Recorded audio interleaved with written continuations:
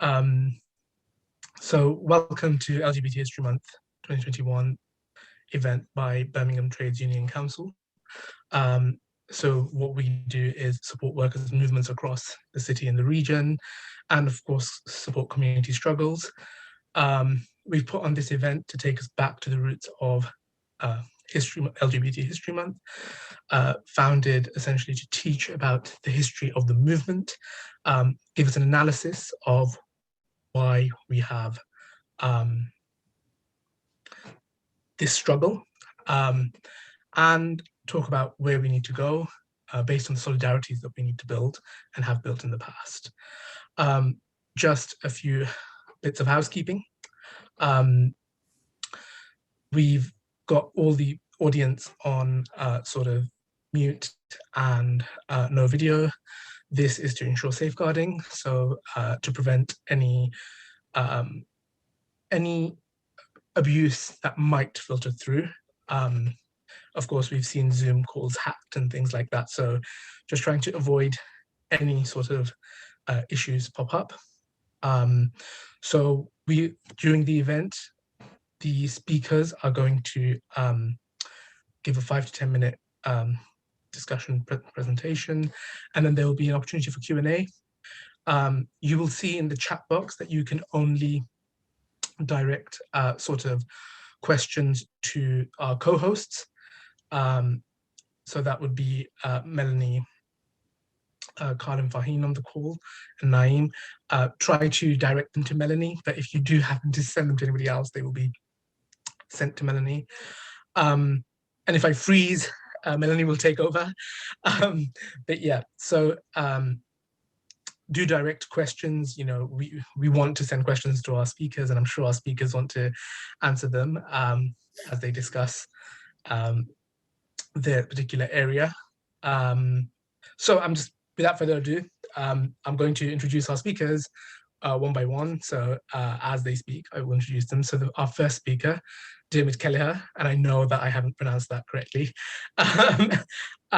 is an academic from the University of Glasgow, who is looking at these kind of solidarities that are built between workers and community struggles. Yeah, I mean, without further ado, Dermot. Thanks very much. And very good effort at the name. And to be honest, it's someone with an English accent. I often get accused of saying my own name wrong. So, you know, it's that's very good. Yeah, I'm a geographer at Glasgow, and most of my research has been on the 84-5 miners' strike. And I was invited partly because of research I think I've done on lesbian gay support the miners before. And I thought, rather than talking too much about lesbian gay support the miners specifically, because obviously we have Gethin here who was part of it, and it's a bit strange and also a bit nerve-wracking in case I get things wrong with Gethin there. Might do something a little bit different and talk about maybe some of the kind of context for LGSM.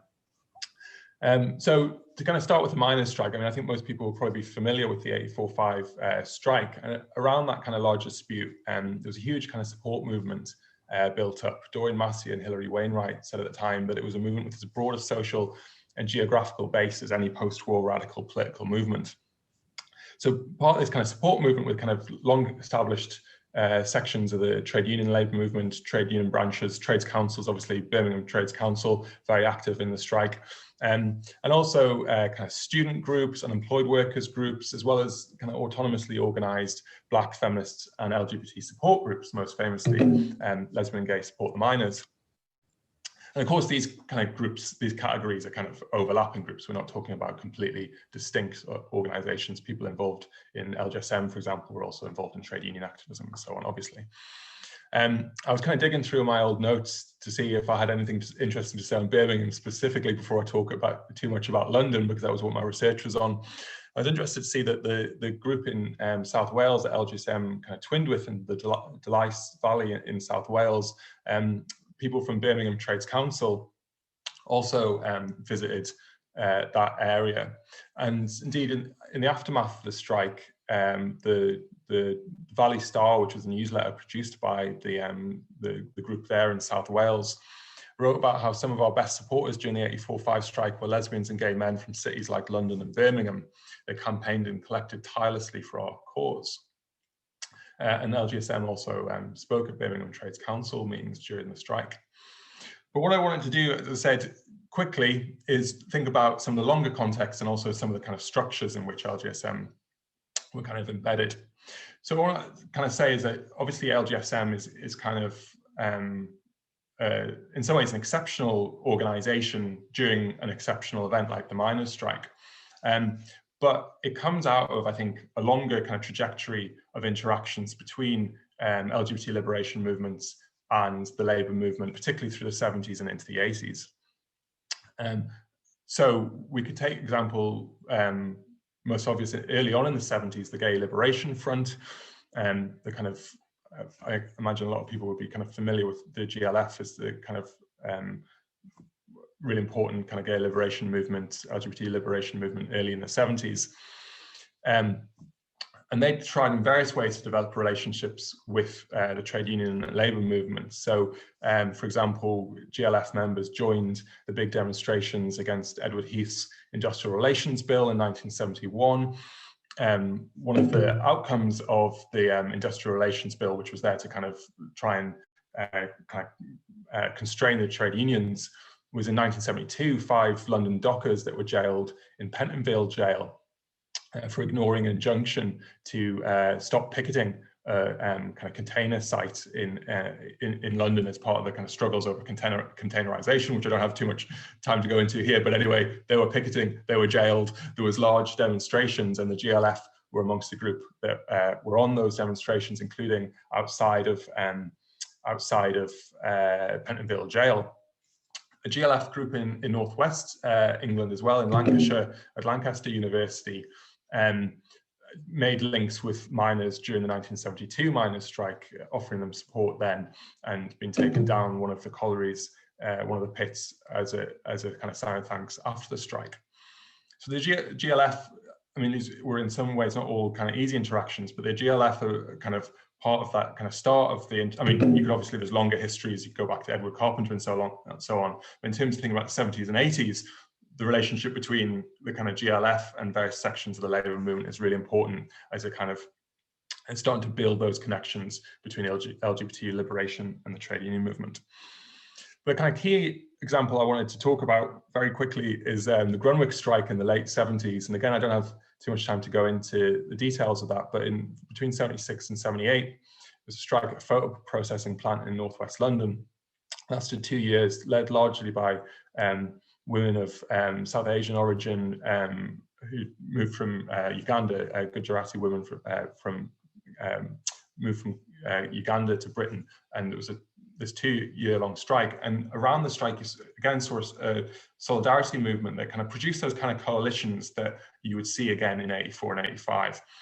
And there were LGSM members who were on that kind of Grunwick picket. And again, you saw this kind of coalition of feminist groups, lesbian left were there, gay left were there, as well as trade union activists, black activists, and so on. So again, there's this, you know, as the title of the event talks about, this kind of what you might want to refer to as a rainbow coalition. And kind of some of the most famous groups of people that joined the picket line in Grunwick in the 70s were miners from across Britain, from Scotland, Kent, South Wales, and Yorkshire. One Yorkshire miner interviewed by the journalist Andy Beckett for his book When the Lights Went Out about the 70s, described the scene on the picket line. He said there were students, women demonstrators shouting, an actual gay group we got talking to, a group of guys standing there who were obviously gay, standing there in unity with sacked workers. I'd never met people like that. There were good feelings there. There were working class people regardless of race, age or colour.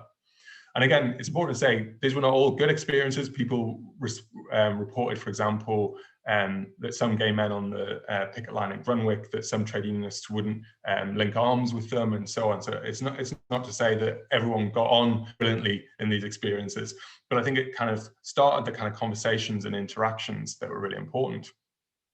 And in a kind of parallel move, there was also work going on within the trade unions themselves. So, and the broader labour movement. So 1975 was the first kind of formal meeting of the Labour Gay Group, which would become, by the time of the miners' strike, was the Lesbian and Gay Campaign, Labour Campaign for Lesbian and Gay Rights, which which is kind of part of the kind of story of LGSM itself. They organised a fringe event around Pride in '84, where the striking miner spoke at, and Mark Ashton, one of the founders of LGSM, talked about that being a kind of inspirational event. The same year, you had the formation of the London Gay Teachers Group. Later in the 70s, you had organisations like NALGAY pioneering LGBT self-organisation within trade unions. And I think this is part of a kind of broader process, a broader trend towards self-organisation that you can see amongst Black organisations within trade unions as well. And this had an impact on the trade union movement, whereby in 1976, no trade union had, as far as I'm aware, a policy on discrimination at work based on sexuality. By 1982, so a couple of years before the miners' strike, 10 did. So there was a kind of starting to move in that direction. And you could also argue that within the Labour Party, sections of the Bennite left, the kind of London Labour left that would go into the GLC in the early 80s through like Ken Livingstone and that John McDonnell, that kind of group, were at least more open to the politics of sexuality than sections of the left had been before. So the second thing I want to say very quickly, so that's a kind of thinking about the longer history of interactions between LGBT politics and the trade union movement that kind of, I think, feeds into LGSM in 84, 85. But at the same time, I think it's worth thinking about the longer kind of relationships and infrastructures of LGBT movements in London that LGSM was sort of embedded in. So one of the organizations that came out of the Gay Liberation Front was Lesbian Gay Switchboard, which was organization where Mark Ashton and Mike Jackson, two of the founders of LGSM, originally met. You can also think about the kind of material physical infrastructures in London in which LGSM organized. So there was, for example, the London Lesbian and Gay Centre that was opened in 1985, partly funded by the GLC. So that kind of link of the kind of Livingston Labour left goes in there, which LGSM did organise at least one event in, although it was kind of towards the end of the strike. But more important for LGSM were spaces like Gay's the Word Bookshop, Fallen Angel, Bar, and the Bell. So I guess, I mean, I could talk about all those spaces, but in kind of summation, I mean, Gay's the Word was what Martin Goodsell, one of the members of LGSM, has talked about as a kind of community hub that was central, that was kind of really friendly towards left-wing organizations. The Fallen Angel as a bar, management there had organized their own fundraisers for the miners. And in a review of the bar written in Capital Gay during the miners' strike, they talked about how half the gay movement seemed to be there. People from Gay Youth Movement and Police Monitoring Group, NALGAY, Icebreakers, and LGSM met there as well. The Bell, another pub where LGSM were kind of most successful with their fundraising for the strike, was a place that Rob Pateman's recently described as a place that where the people went when they were young and skint, kind of gay pub, but also for people who shared sort of left field politics and music tastes. So why do I bring that up? I think it's partly thinking about how those kind of spaces, and they're kind of diverse spaces, they're not all narrowly political spaces, but the spaces that allowed kind of LGBT spaces within London that allowed a sort of local embeddedness to the politics that you could organize within kind of local communities, local organization. But there are also the spaces in which these kind of broader forms of solidarity were organized. So this is kind of places where LGSM could do the collections of food and money for the coalfield community. So there's kind of sense of local rootedness in politics and broader kind of stretched kind of solidarities on opposed, but are kind of mutually productive. And to finish, slightly late, but hopefully not too late, the broader point of all this is to say that the kind of coalitions and the solidarities built by Lesbian and Gay Support the Miners are incredibly important and, as I said at the start, kind of exceptional in a lot of ways. But they kind of come out of this longer process of building networks and infrastructures of solidarity. And I think what that means for us today is that you don't just wait for the kind of exceptional events to happen before you start doing something. The process of building networks, material infrastructures and connections is a kind of ongoing process that makes you ready for those kind of big struggles. I'll stop there. Thanks. Thank you so much, Dermot. That was absolutely great. And I think you made some really important points, particularly around the need for infrastructure and what that means for today. I'm just conscious that a lot of people have joined in while you were speaking. So just to remind everyone that you can ask questions, please send your questions to Melanie and we will take them all at the end. Thank you, Diarmaid. We're just going to move on to our next speaker, who is Gethin Roberts, who probably needs no introduction, but was at the center of Lesbians and Gays Support the Miners, and is immortalized in the film Pride. And if you haven't watched that, I recommend you do. But Gethin, the floor's yours. Right, thank you. I must say, Diarmaid has already mentioned quite a lot of the things that I was going to talk about, but I guess I can flesh out some of that in perhaps in a little bit more personal detail and a bit more specific to us as a group of young people coming together in '84 to set up Lesbians and Gays Support the Miners.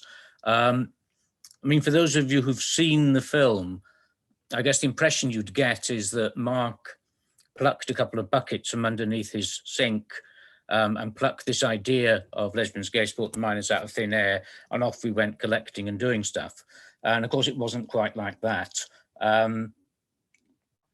We were very much aware of the kinds of traditions and history that Diarmaid referred to. So the bulk of us, I guess, would have known quite a lot about Edward Carpenter, the fact that he was a socialist, as well as being a founder of the modern gay movement. He was a socialist, he was a member of the Independent Labour Party, he was an anti-imperialist, campaigning vigorously against the Third Boer War. He was an early environmentalist, he was a feminist and a suffragist campaigning for women's suffrage.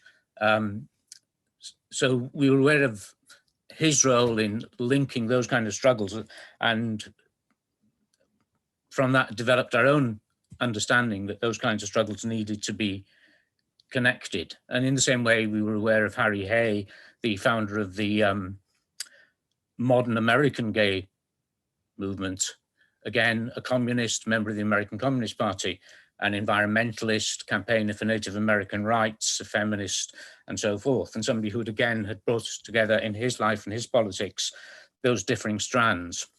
So we knew about that history, and I guess part of the reason we knew about that history was because of the work that GLF had done. One of the things that grew out of GLF were done various theatre groups, particularly Blue Lips, but other gay theatre groups who'd done work based on Carpenter and so forth. So as a group of mainly young people, we were drawing on that tradition. And we weren't just young people, we did include people like John Lindsay, who was one of the original members of GLF, Nigel Birch, an original GLF member, and so forth. So there was a continuity in terms of the people involved. Some people a fair bit older than me, most of the people a fair bit younger than me. So we were drawing on that history of GLF, the Gay Left Collective, people who'd been involved in attempts to set up the Gay Workers Union, and so forth. So we were a group of young people, mostly involved in either the Labour Party or the Communist Party, some involved in some Trotskyist groups, others involved in, not particularly involved in any politics at all. But sharing a common belief that what was happening to the mining communities in terms of the government's attempts to starve them back to work was completely immoral, completely wrong, and that we had a responsibility to try to do something about that. And I guess before we was formed as Lesbians, Gays Support the Miners, most of us were already involved in some work around the miners' strike through our trade unions, through the Labour Party or other political parties and so forth. So for instance, myself, I was involved in Lewisham Labour Party, and we were raising funds for Tower Colliery in my workplace at the London School of Economics at that time. We were raising funds for a pit in Yorkshire. And I was involved also in the Students' Union at LSE, who were raising money for a pit in Lothian. So before we set up LGSM, I guess most of us were pretty heavily involved in raising money. And as Diarmaid said, it was a kind of incredibly widespread movement. I mean, all sorts of groups set up to raise funds and to support the miners. workplaces and churches and so forth. I believe in Birmingham there was a Sikh temple that started doing tours of the temple, charging people money and sending that money to the miners. The first non-trade union group to support Neath, Dulles and Swansea Valley, which was the group that we linked with, the first people who actually got in there and supported them before we did, were black youth workers on the Broadwater Farm estate, the estate which became notorious because of the killing of a police officer and then the imprisonment of an entirely innocent man, Winston Silkett. So that was part of why we set up LGSM. I guess again, we'd all of us were people who were involved in the gay movement. As Dim had said, quite a few people were involved in Switchboard. I'd been one of the people who set up Leeds Gay Switchboard a few years earlier. So we were involved in those kind of community-based support and initiatives and such like. But the bulk of us would also have been involved in other struggles. So anti-apartheid was obvious. A lot of us were going to the 24-hour picket outside South Africa House. Most of us had been involved in Anti-Nazi League and Rock Against Racism. Several of us were involved in Troops Out movement and so forth. So as a group, we had a kind of broad range of commitments to other things as well. So then we formed, following that meeting at Ulu at the end of the 84 Pride March, and we started collecting and we started visiting. And I guess what happened when we started visiting and started getting to know people was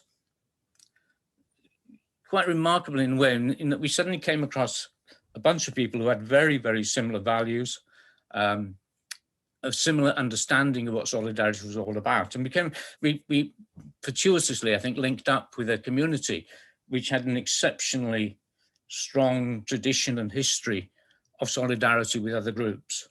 That first night that I spent with Sian and Martin in Abercraf,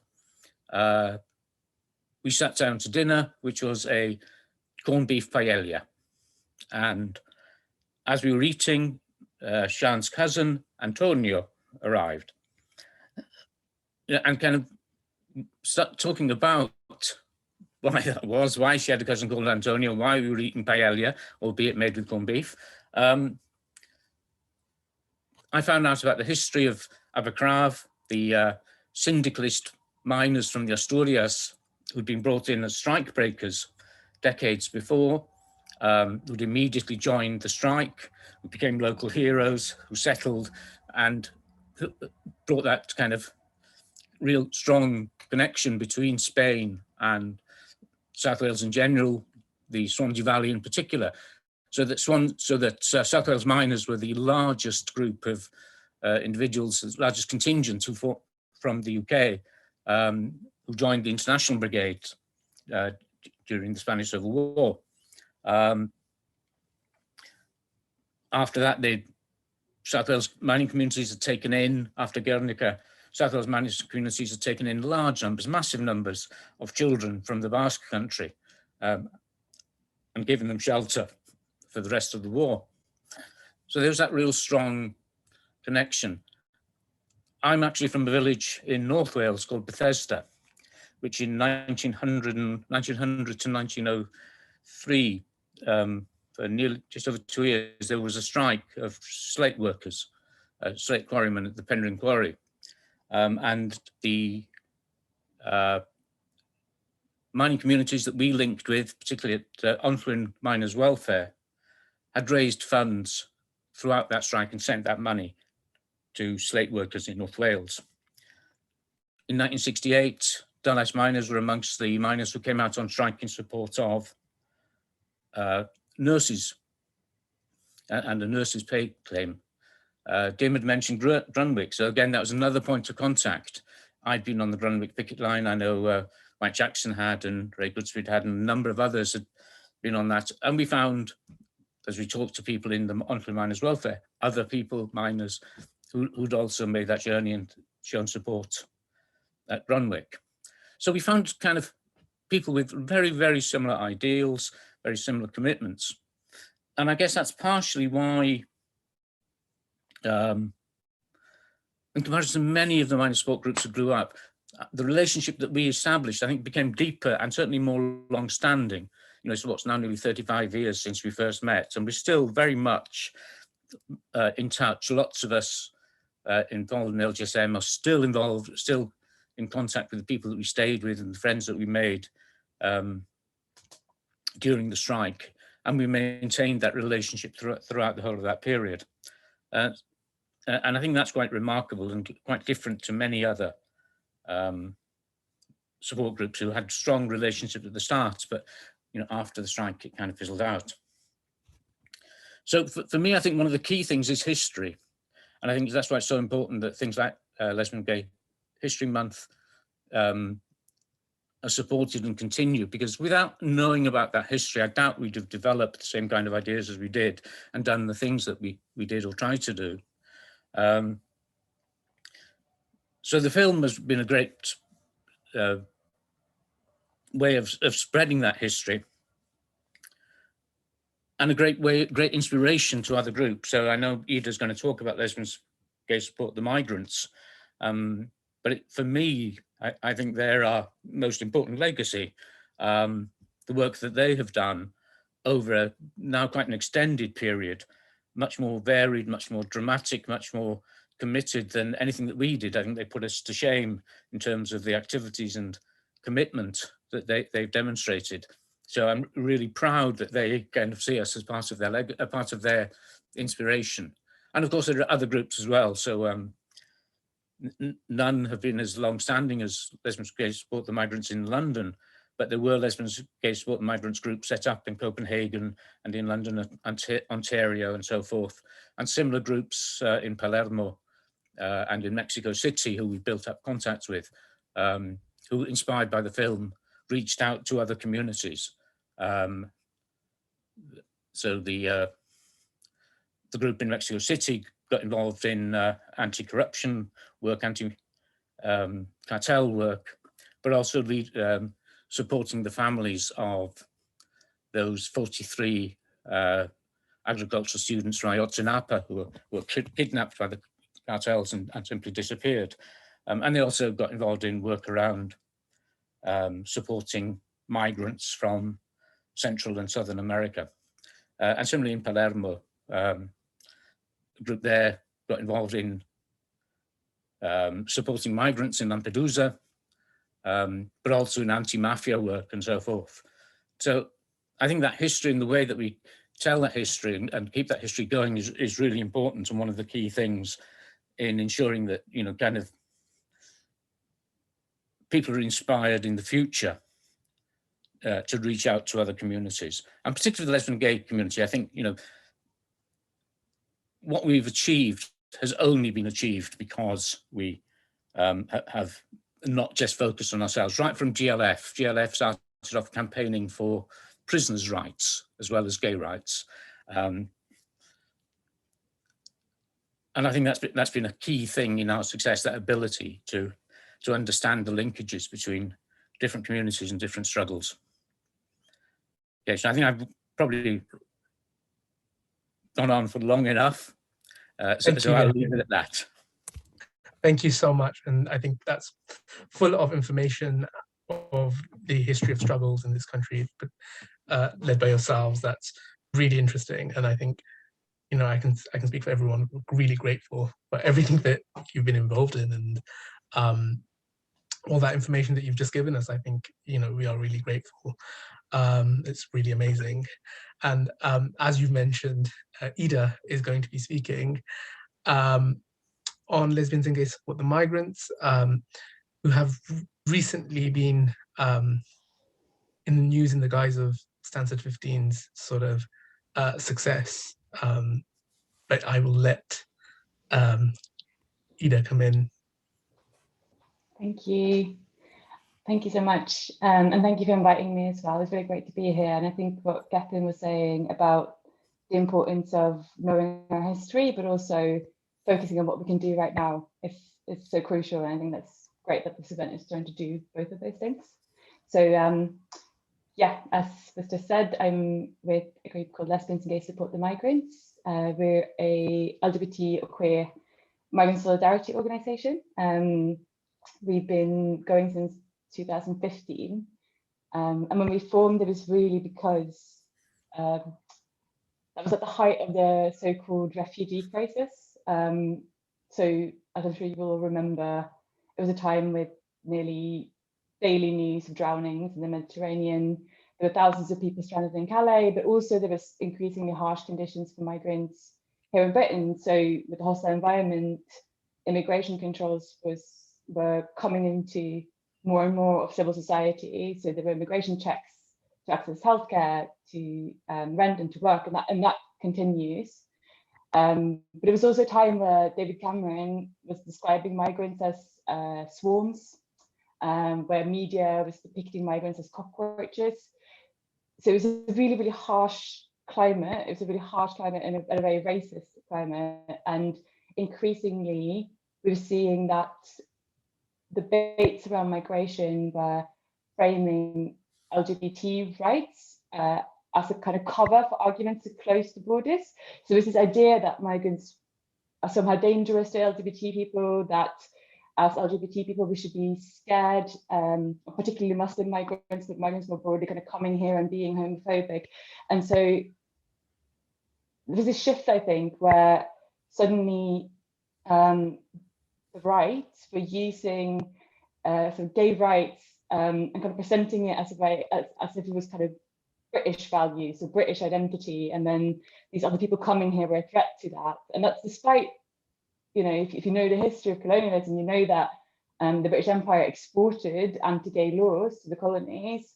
And if you know anything about how LGBT asylum seekers are treated, you also know that, you know, Britain is not a safe haven for LGBT people. But this kind of idea that, you know, is quite powerful, and everyone from David Cameron to UKIP to even the English Defence League, who are, you know, street fascists, had like a little group called Gays Against Sharia, which was kind of trying to use this idea of like gay rights against Muslims as a way to grow. So for me and for the other people who were part of setting up Lesbians and Gays Support the Migrants, we really felt like we had a duty to challenge that and to stand in solidarity with migrants. So it was also obviously the year after the film Pride came out, and Geth has just, you know, spoken about that, and that film was huge. I mean, it was huge for me personally, but I think for all of us, it was the first time I'd seen this example of LGBT organising as a powerful force that was part of a bigger movement. Like I'd never been able to conceptualize myself as a queer person, as an LGBT person, as kind of part of that. And suddenly here it was, this history I had no idea about. And it was incredibly inspiring. And, you know, the question then is, you know, what do you do with that feeling of inspiration? You know, like, I think it's really important we don't leave that as something that just happened in the past, but think about how do we live that now? How do we live that same thing? So we started very literally kind of copying some of the things that we'd learned about, right? So we went out into Soho. If people aren't familiar with London, Soho is like the sort of gay area where all the gay bars are. So we went out there with buckets and started bucket shaking, and we went into the bars and the pubs, and we collected money for Calais. And that was both in terms of, you know, important in terms of providing that practical, direct solidarity, but also because it was an opportunity to go out and talk to other, you know, other queers and be like, you know, here's why you should care about migration, here's why you shouldn't be racist, and actually challenging some of those ideas, which many people hold. Like a lot of people are, you know, of the mindset that they're worried that, you know, the migrants are coming here and being homophobic against them, and challenging that practically, I think, is the only way to really win that argument. So yeah, so we're doing that. We started doing direct actions against the Home Office. We started doing direct actions against corporations that are profiting from immigration raids, for example. And I think that, yeah, that's another really good example of why knowing our history is so important, because we're seeing immigration raids. Well, you know, how long ago is it that gay bars were being raided by police? It's not actually that long, you know, it's a couple of decades. So as a community, we have this historical knowledge about what it's like to be the illegals. We know that already. And we know as well what it's like to be vilified in the press, of people thinking about us as a threat to kind of the values of society, whether it's family values or national values. And who is targeted with that kind of changes over time, right? More migrants, but actually, you know, like we have a shared interest in fighting back against that system. So actually being able to see those struggles as connected, not as separate, is really important. And knowing our history actually makes that possible. And then we can just see straight through it when they try and pit different groups against each other, the way they've been trying to do with LGBT people and Muslims and LGBT people and migrants, because, you know, it's a scene in Pride actually, which I really like, where it's like, oh, they've lied about us, so why should we believe them when they lie about someone else? Or, you know, it's not a verbatim quote. But I think that's a really important principle. Yeah, so yeah, I mean, since then we've kept going. We still do a lot of fundraising, both through bucket shakes, online, obviously during the pandemic, and we've hosted a lot of big parties as well.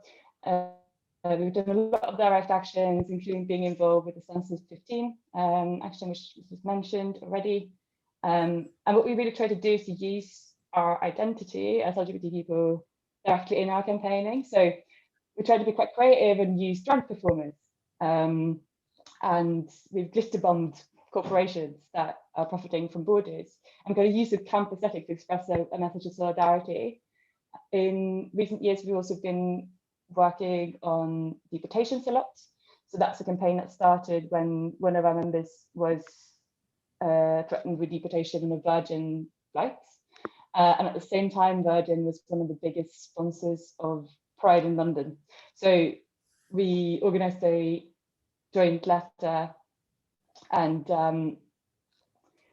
you know, had signatures from politicians and gay venues, etc. And actually, before we could even publish it, Virgin got in touch and was like, "Oh, we stopped accepting these contracts now. Please don't attack us," which was great. And then we moved our attention onto British Airways, which is a campaign that's still ongoing, and they use diverse tactics. So we've done things like disrupting the airline's UK dinner, which the airline's UK dinner is like all the bosses of the airlines come together and they eat a posh dinner and talk about how much profit they've made, and they're very proud of themselves. And so we invaded that and handed everyone those like sick bags that you get at planes that said deportation contracts make us sick, and just disrupted them a bit. So we also collected 100 letters from community organisations against deportations, and crucially as well, I think we have been in touch with workers who are cabin crew on those flights.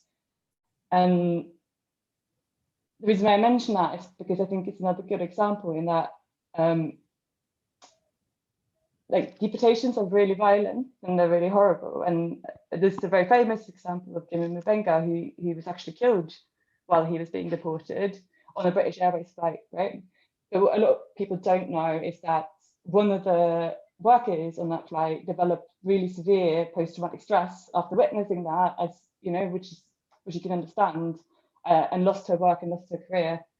And so it's a workers' rights issue as well as a migrants' rights issue. And the more we have worked with people around that, the more it's really clear that, again, you can't see those things as separate. You can't see it as two separate struggles. They're the same struggle. We have to actually work in coalitions. We have to work in solidarity. And that's another thing to mention is like why we've spent a lot of time this year supporting the Black Lives Matter demos, because again, you know, like police violence against people of color and Black people in particular, that's connected to the racism that migrants face at the border, and it's connected to the violence that migrants face in detention during deportations. These things aren't separate. So I feel like I've already spoken over. I'm just going to close by saying that the way I see it, the way Lesbian CA Support the Migrants sees it, LGBT activism is a really powerful force for change, and it's change for our own community, but it's also change for others. It's change broadly. We want to change everything. So that needs to mean a firm commitment to anti-racism within our own communities, but also against those institutions that are perpetuating it. And so my kind of final thing that I want you to leave with is that LGBT organizing, LGBT struggle isn't separate from other struggles, and it never has been. Like, solidarity and standing together with other people has always been at the heart of our movement. And so I think that's needed more than ever to bring an end to hostile environment. And the way that the hostile environment has embedded immigration control across all of society means that there are so many fronts to fight on, but also so many opportunities for resistance. And yeah, I'll leave it there. Thanks. Thank you so much, Ida. That was incredibly inspiring. Thank you. And yeah, no, it's great to hear your thoughts on the need for those solidarities and the solidarities that your organization has been building. That's truly amazing. I will just introduce our final speaker for today, which is Leo from a new campaign called Bug Off, which is about toilet dignity for trans people. Yeah, I'll let Leo speak about the organization and what they've been doing. Thank you so much. Yeah, thanks for inviting me to talk to you today. It's a real pleasure to be a part of this event. Yeah, I'm representing a new campaign called Bug Off. Sorry about the lack of video. My connection is better without it. I wanted to make sure you could all hear what I was going to say. So Bug Off is a trans-led campaign to fight for toilet access for those who need it, particularly those who are being denied it. We see this liberation as a worker struggle, and of course, as a union issue. So the fact of the matter is that trans people exist in public spaces. Like, we are delivery drivers, we're shop workers, we're teachers, we're students, we're carers. We're already in offices and hospitals and parks. We are, in fact, people. And sometimes people need to pee. Unfortunately, for trans people, that is not the straightforward event it should be. Using public or single-sex bathrooms is a frankly terrifying event. The risk of violence is very real. Trans and gender non-conforming people and people who other people think might be trans or gender non-conforming are constantly being asked to account for themselves, having their right to use the bathroom of their choice questioned. Not because they're doing anything wrong, but just because they look wrong. Practically, it means that trans people can't go out if there's nowhere to pee safely. So this isn't new. The public toilet has always been a site of political struggle. We can see who is allowed to use public toilets as a direct measure of who is allowed to exist in public. For example, public toilets for women largely didn't exist in Britain until the 20th century because there was a belief that women belonged in the home. These disparities in women's and men's facilities persists until today. The lack of accessible public toilets with like hoists or changing tables means that disabled people are often excluded entirely from going out into public. And that's before we even get onto workers, of which more later. So with this background, we, this is me and a few other trans communists from Red Fight Back, were just really exhausted by this latest government consultation, which is supposed to be a technical review of public toilet facilities. We'd already gone through the Gender Recognition Act consultation a couple of years ago, which, despite returning this overwhelmingly positive response in favour of easing the barriers faced by trans people in having their gender legally recognised, was pretty much ignored. Violence against trans people is escalating, and the government has the nerve to hide behind yet another consultation. We simply could not have that. This consultation is itself an attack on trans and gender non-conforming people, as the government is, we think, seeking to eliminate gender-neutral toilets and more strictly police single-sex ones. What that policing will look like is probably specifically to prevent trans women from accessing women's facilities, and this will make it all but impossible for trans people, but especially trans women, to exist in public. But we're already here, in public. We cannot be out here waiting for the government to grant us this tiny crumb of rights. We must take the rights that are being denied to us. And that's where Bug Off comes in. So we want to build a movement that exists in solidarity with workers, unhoused people, trans people, disabled people, and people who are all of these things and more, to take the bathroom space that we need to exist in public and in work. And we hope to work with all sorts of groups on this, including, importantly, unions. As unions have become, like by force, like and often also choice, defanged, we've seen moves away from strikes and worker-led action in favour of advocacy, where the professionals in unions look to negotiate and lobby the bourgeois class on behalf of workers. This approach kind of seeks to gather people around a table, but often excludes workers from the discussions themselves, making them kind of unnecessary for their own liberation. Similarly, in the trans community, we see consultation after consultation. We see LGBT plus organizations representing us as advocates at best, but often they can be actively transphobic. The trans orgs that do exist do great work, but are tactically limited to simply objecting to the consultations within the consultations. We really are competing against any more consultations or engaging with them at all. They're always on the terms of the government, and they cannot lead to liberation or really to improve working conditions. So this event, which has been really fantastic and like so interesting to hear all the speakers, and so relevant because it's about radical solidarities and about worker-led actions. That's what I want to talk about next, because this attack on public bathrooms is a problem shared by many people.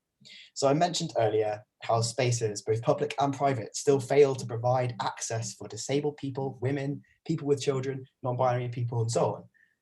In the age-old struggle over the length of the working day, companies try to prevent workers from taking bathroom breaks that they need. Amazon in particular is known for this, though they're by no means the only example. Workplaces restricting toilet access can't be separated from the use of security cameras, item scanners, wristbands. They're all means of surveilling and controlling their workers, as well as serving as attempts to push them away from unionizing efforts. Toilet access is undeniably a question of worker struggle. IWGB, for instance, have launched a campaign to demand toilet dignity for couriers who are currently being denied toilet access by the restaurants they deliver for. You can check out their Twitter and you'll be able to find more about that. Businesses also frequently have customer-only policies, which are extremely hostile to homeless people and people who may need to use toilets more frequently. Like, you can't be sitting down for a meal every time you need to piss. This issue of public toilets really points to wider questions within capitalist society.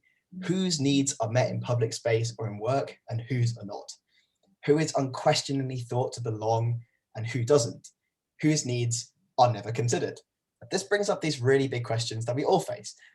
Like, why do we have to pay for the things we need to survive? And how do we organize for liberation in a society intent on our oppression? So bathrooms and transgender liberation are union issues. We really need unions to be solid on this issue. So, we really hope that you can talk to your union, your co-workers, or your reps, and really get on the same page and get organized about this. And please come talk to us at Boghoff about how we can work together with your union. And in general, instead of consultations, please have conversations about bathroom access with the people around you who can make a difference, your co-workers.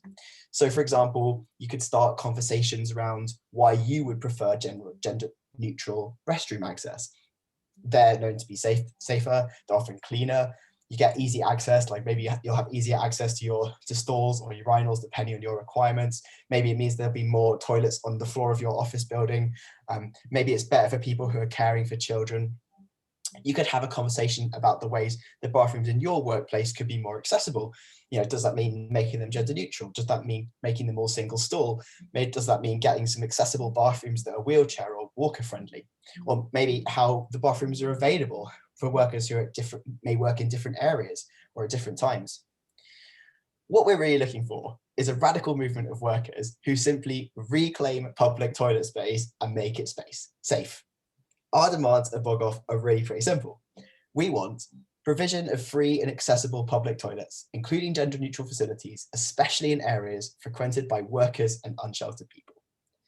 Complete freedom for trans and gender non-conforming people to use the facilities of their choice without harassment or policing, and the removal of existing financial and architectural barriers to facilities. We are really excited about the possibility of working with unions on this and on building a really strong worker-led movement towards safe toilet access. We want to equip people and groups to actively create the changes we need. If spaces are not gender neutral and accessible to all, we're going to make them so. So you can check us out on boghoff.lgbt and boghoff.lgbt on Twitter and boghoff.lgbt on Instagram. And if you don't like it, you can bog off. Thank you so much, Leo. That was a radical call to action, and I'm sure lots of us are eager to hear more from what comes out of the campaign, and are eager to support it in any way that we can. And you've highlighted key examples in the way that we can. And these are really vital questions, and that connects across society. So thank you so much. I do want to now go to questions, and I will go to Melanie for that. Thank you, Mohammed, and thank you to all the speakers. They were excellent, and I enjoyed them very much. And we have some very good questions.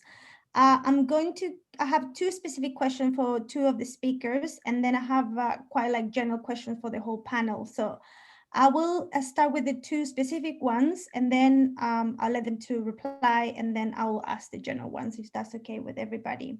So I have a question for Gadis. It's like, please could you say a little bit more about the Gay Workers Union? And one for Ida that says, is there a role for the wider labor movement in supporting and promoting lesbian and gay support the migrants? So is that a clear question for you too? Yes, great. So if you can, I don't know, Ida, you want to start maybe with your question?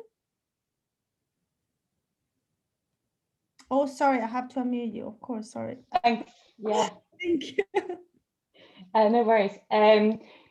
Yeah, I think there absolutely is. One of the things I didn't really have loads of time to talk about is like, I think with the hostile environment being so pervasive across society and immigration control being part of so many people's jobs, I think immigration needs to be at the top of a lot of people's agenda and a lot of unions' agendas, and be really interested in working on that, and particularly where there's kind of creative ways to challenge it. If you know about Docs Not Cops, which is a group of doctors that are organising against passport checks in the NHS, for example, those are the kinds of things. But also we are really keen to work closely with the equality structures in trade unions, and that's something that we've done a fair bit of, where, you know, like one way that I always think about the work that we're doing is that we are sort of LGBT intervention in kind of migrant solidarity movements and in anti-racist movements, but we also want to be an anti-racist and pro-migrant intervention in LGBT movements, right? So we always want to kind of try and push issues around racism, around migration in any LGBT groups and organizations and structures that are already there. So for people who are part of those structures within their unions, we always want to come and talk at your meetings. We always want to find ways to collaborate, and yeah, whatever people want to do, like, we're generally up for it. I hope that answers the question. Yeah, thank you, Ida. That's very good. Thank you. Gedin, you wanted me to repeat the question, maybe? No, I think the question was about the Gay Workers Union. So I think the Gay Workers Union was quite an early initiative by some people involved in GLF, and in particular, I think led by a lesbian who was a AEU shop steward in an engineering works in Leicestershire. And the idea, I think, was to try to get workers who are lesbian and gay involved in an organisation to represent them as workers. And I think it fairly soon died a death as people started to focus, I think, more correctly on working on building trade union rights within existing trade unions.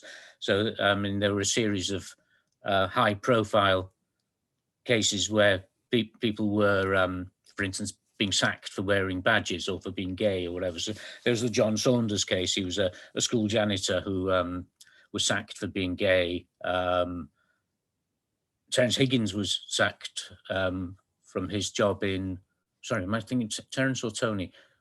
One of the, either Terence Higgins who founded, who Terence Higgins Trust was named after, or Tony Whitehead, who was the chief exec and founder, was sacked from British Home Stores.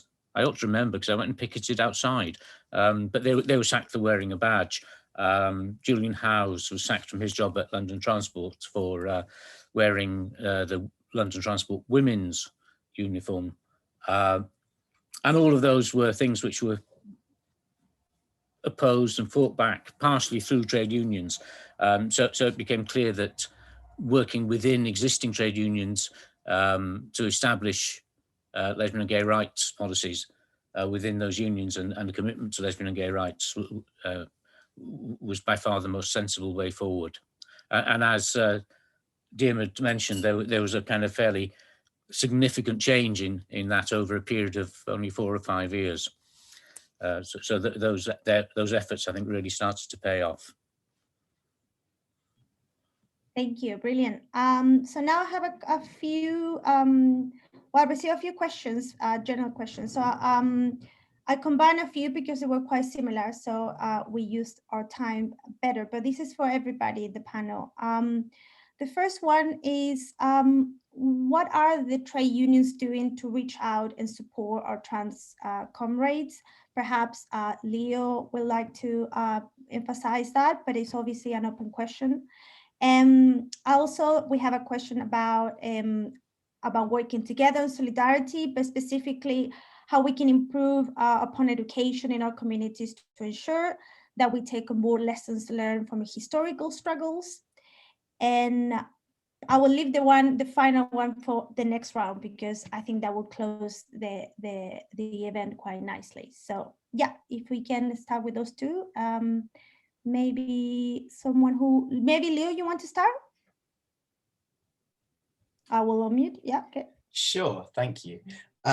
Yeah, so the question was about what trade unions are doing to reach out to trans people. So trade unions there's a really long history of trade unions being obviously containing trans people within them. And there are lots of examples of, because trans people are also workers. So basically what trade unions can do is make sure that they are supporting their trans members as workers as well as trans people. And I think there's loads of really, really great examples of that happening.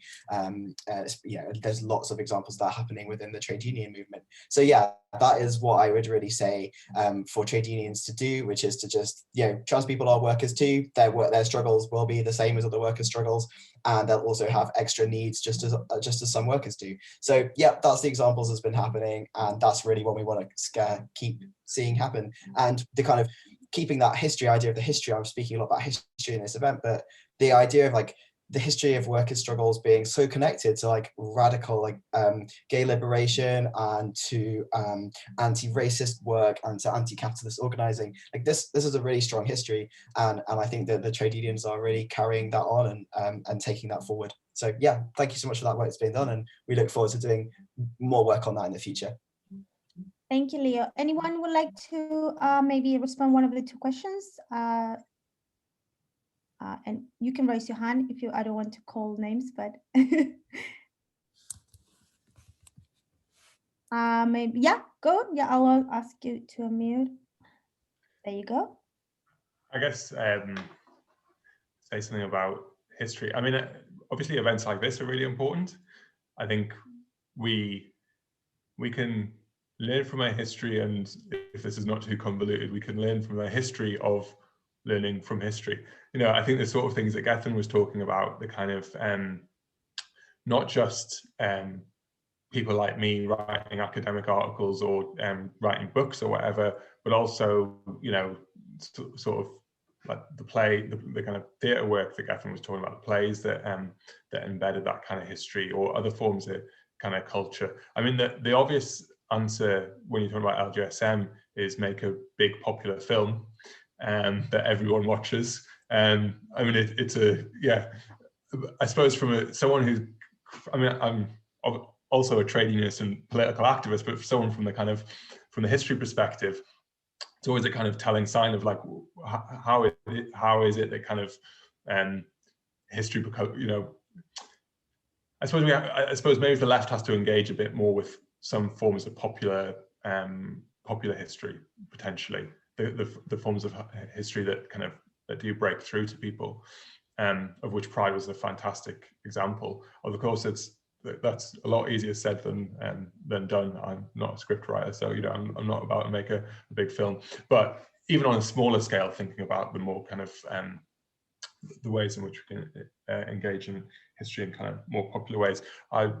It's completely gone from my mind, but I think thinking about the history of that period as well, and the ways in which people thought about mobilizing history. I mean, a really big influence on me is the history workshop movement from the 70s and 80s, and the attempt to kind of, certainly in the early days of history workshop, combine sort of worker-produced history with university-based history, but also, you know, a broad sense of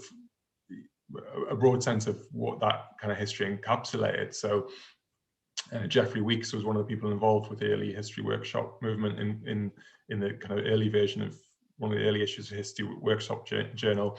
Geoffrey Weeks wrote about kind of gay liberation and so on. So I think we can learn from that. And the names just come back into my head. There's a group called History Acts that I think kind of takes on that legacy of things like the History Workshop, of talking about the history, but talking about it specifically in a way of what can we learn from that history in terms of doing activism today. So History Acts is a very good example of that. Brilliant, thank you. Ida, I will unmute you now. Thanks. Yeah, and that question of history, I wanted to just mention, so we've been doing for LGBT History Month one post every day on our social media of inspiring moments from LGBT activist history, and that's been looking at, you know, different forms of direct action, but also looking at different groups that have been doing things, solidarity movements. So you had a group of LGBT people organizing in solidarity with the Nicaraguan Revolution, or the Gay Liberation Front in New York raised money at a gay dance that they donated to the Black Panther Party.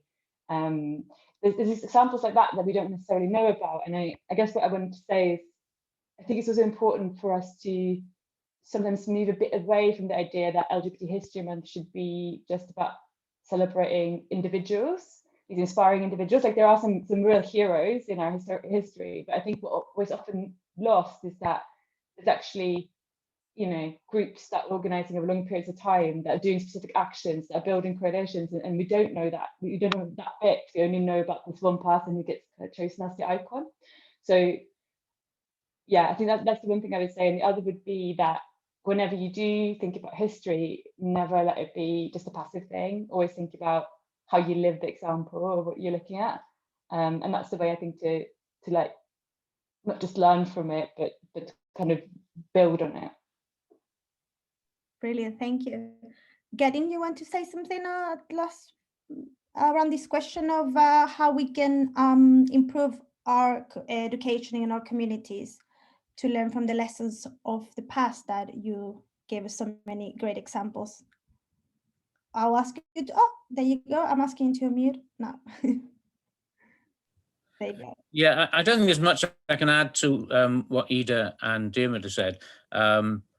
Certainly, what Ida was saying about the Lesbians, Gay Sport, the Migrants Daily Post over the last few weeks in Lesbian and Gay History Month, I found those absolutely fascinating and really inspiring. So obviously social media does give us an opportunity to talk to people, although it is kind of restricted to sometimes to talking to, you know, talking to people just like ourselves. So I guess what we need to do is to find ways of breaking out of that and extending the conversation. So I think popular culture, I was just thinking about It's a Sin and the way in which that has triggered a massive great conversation. I mean, I've got some issues with it, but in terms of triggering a conversation and involving younger people, younger generation in conversations about what happened then, although the program itself is, I think, lacking in kind of the politics that perhaps would have been brought to it if somebody like Stephen Beresford had written the program rather than Russell T Davis. But nevertheless, I think, you know, kind of those sorts of things are great opportunities for raising these questions and raising awareness and raising discussions. Thank you very much. And I have one last question from that I combined with like several questions that they sent me, but this is quite nicely phrased. If the speakers had to choose one urgent issue to raise in the TU, in the trade union branches now, what will you choose? So one urgent issue related to obviously LGBT History Month. And saying that, also if you want to advertise any event or anything that you're doing at the moment, this is your chance to do it as well. So who would like to start? So we start in the order of the speakers and go, yeah, shall we do that? Okay, there you go. Oh, thanks. I don't know, I think is the answer. I'm not sure. I think, well, one, I should say, maybe I should have said at the start, but I'm a cis straight man, and which I should say I did mention when I was invited to talk, and happy to kind of talk about this history, but I'm certainly not an expert on or the kind of person that should be taking the lead in terms of the priorities of kind of LGBT movement within the labour movement, as much as I obviously want to support those struggles. From my own personal experience within my union at the moment, and unions more generally, and within the broader labour movement, I think trans rights are a kind of central issue that that are progressing in some areas and not in others, to put it kind of mildly. But yeah, I'm very interested to hear what the other speakers have to say, but I'll leave it at that. Brilliant, that's a great one, thank you. Ida, I will ask you to unmute. There you go. Sure. I think I should say the thing that we've actually been trying to push as a priority within the labour movement, which is that workers should have the right to refuse to participate in deportation specifically, but more broadly in any form of violent or oppressive immigration control, for any reason, like in solidarity with the migrants who are being deported because of their own personal beliefs, and to protect themselves and their physical and mental health, and that unions should support them in doing that. I think there's a long history of, if you've seen the film, I can't remember what it's called now, but about the Scottish workers who refused to work on the airplane engines, and which were being sent back to the dictatorship in Chile. Like those actions of the labour movement are transformative and they can make a difference. And I would want to see a more militant and more active approach from the trade unions in supporting workers who refuse to participate in things that are violent or oppressive. Thank you, Ida. Funny you say Ne Pasarán is the film, and yeah, I'm from Chile, so I completely agree with that. Leo, do you want to maybe give us some, if you want to say any coming events that maybe Btuc are doing as well? I'll unmute you now. There you go. Yeah, thank you so much. Yeah, I suppose like the one issue I'd pick as Btuc, obviously I'd say toilet access for all people.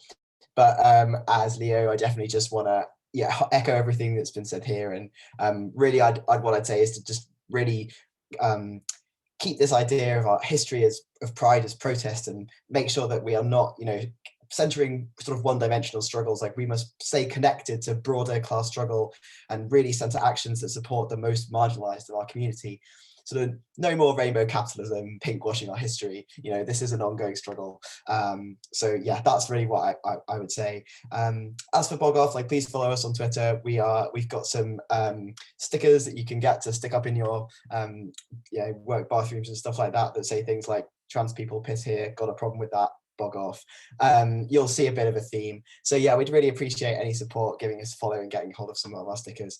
And please do reach out to us. We've got a website and email, and if you want to get involved with our struggle, please, we really welcome that. And again, thank you so much for having us to speak here. Yeah, and thank you to Bogov that are tweeting at the moment about this event and giving great insights about the discussion today. So if you go on Twitter, you can retweet also about this event. So thank you for that. And finally, Getting, you want to give us what it will be your one issue that you would like to see in the labor movement today and any other events?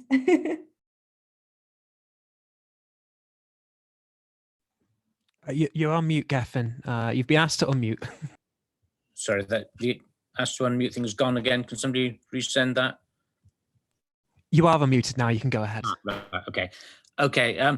Sorry, I was just saying that I'm going to try and take advantage of being the last person to answer the question by just referring back to two of the points already made. So I absolutely agree with Diarmuid that trans rights are the bit of the LGBT movement who have been ignored for far too long, who've been left far too behind, and haven't made the kind of progress that the rest of us have.